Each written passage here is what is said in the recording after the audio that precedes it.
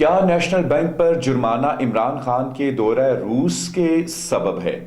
America के federal reserve board और New York state department of financial services की जानिब से नेशनल बैंक ऑफ पाकिस्तान पर मनी लॉन्ड्रिंग की रोकथाम में नाकामी का इल्जाम आयद करके 55 मिलियन अमेरिकी डॉलर्स के जुर्माने लगा दिए गए हैं।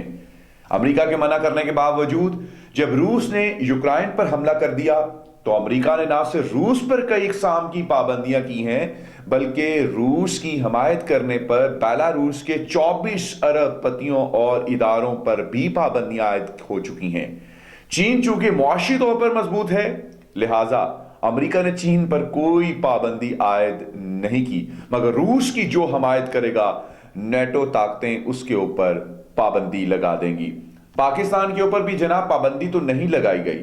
पाकिस्तान ने रूस का साथ तो नहीं दिया, लेकिन चूंकि पाकिस्तान ने रूस का दौरा करके गुस्ताखी की है और ऐन उस वक्त ये दौरा हुआ जिस वक्त यूक्रेन और रूस के दरमियान जंग होने ही वाली थी, क्योंकि आप सब लोग जानते हैं कि जितने भी दौरे होते हैं ये 6-6, 7-7, 8-8 माह या 1 साल पहले से शेड्यूल होते हैं।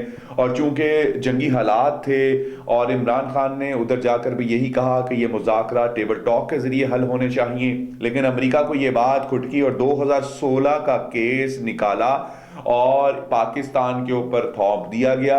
मनी लॉन्ड्रिंग की रोकथाम में जनाब खातर खा जो है वो नाकामी हो रही है बहुत ज्यादा, वैसे की वैसे मनी लॉन्ड्रिंग हो रही है। लिहाजा पाकिस्तान 55 मिलियन डॉलर किस तरीके से देगा? 20 मिलियन अमेरिकी डॉलर जो है वो फेडरल रिजर्व बोर्ड ने नेशनल बैंक पर जुर्माना किया है और New York state department of financial services ने 35 मिलियन अमेरिकी डॉलर का जुर्माना किया है। दो इदारों की तरफ से जुर्माना हुआ है 35 और 20, 55 मिलियन डॉलर पाकिस्तान को पहला झटका लगा दिया गया है और 6 साल के बाद ये झटका लगाया गया और बताया गया कि अभी हमारे पास और भी बहुत ज्यादा मवाद मौजूद है। वक्तन फवक्तन आप लोगों को झटके देंगे अगर आपने हमारी बात ना मानी।